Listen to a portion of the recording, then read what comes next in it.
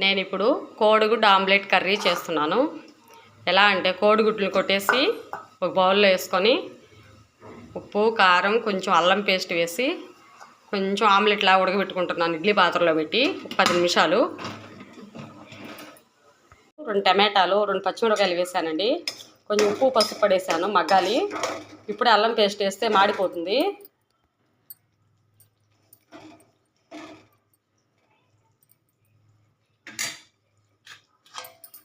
ఇప్పుడు కొంచెం ఉడకాలండి, కొంచెం మగ్గాలి.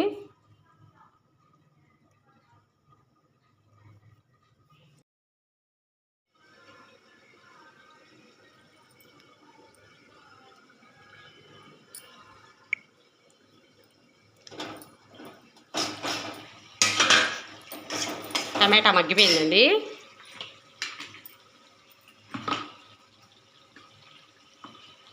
ఇప్పుడు కొంచెం అల్లం పేస్ట్ వేసాను. ఆల్రెడీ మనం ఆమ్లెట్లు వేసుకున్నాం కదా, కొద్దిగా వేసానండి.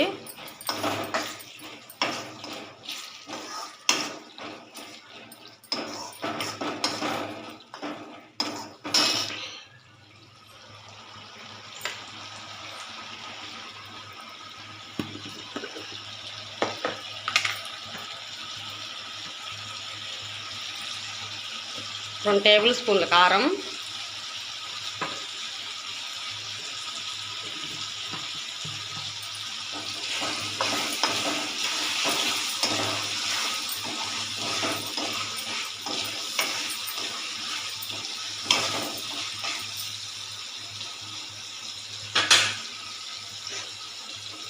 ఇప్పుడు కొంచెం వాటర్ యాడ్ చేస్తున్నాను.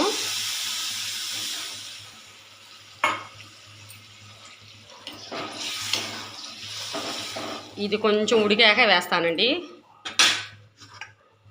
ఇదిగోండి నేను చేసుకున్న ఆమ్లెట్లు ఇదిలాగా ఇలా వచ్చింది. ఇలా స్పాంజ్ ముక్కలు ఇలా ఉంటుందండి. ఒక 15 నిమిషాలు 20 నిమిషాలు ఉడికితే చాలా ఆమ్లెట్. 4 గుడ్లు వేసాను. ఇలా కోసుకున్న ముక్కలు ఇలా చేసుకున్నానండి.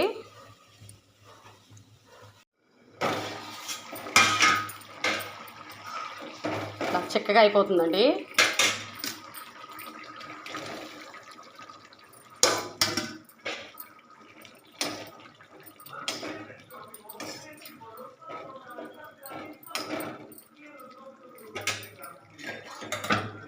ఇప్పుడు కొంచెం గరం మసాలా,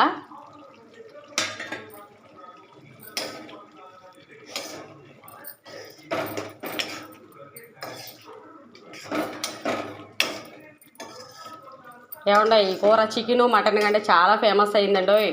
ఒకసారి ట్రై చేసి చూడండి. నేను చేశాను, చాలా బాగుంది. ట్రై చేశాక మీకు చెప్తున్నాను దీని టేస్ట్ ఎలా ఉంది అనేది.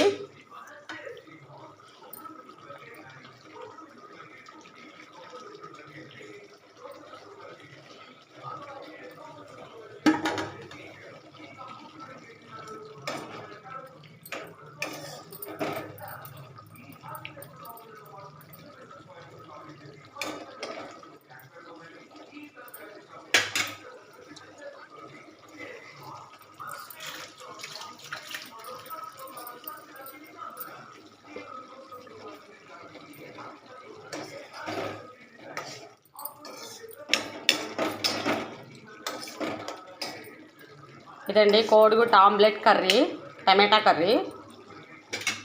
ఎలా ఉందో కామెంట్స్లో పెట్టండి. మీకు ఎలా నచ్చింది అనేది కూడా కామెంట్స్లో పెట్టాలండి. చాలా చాలా బాగుంటుంది కూర. Please like, subscribe.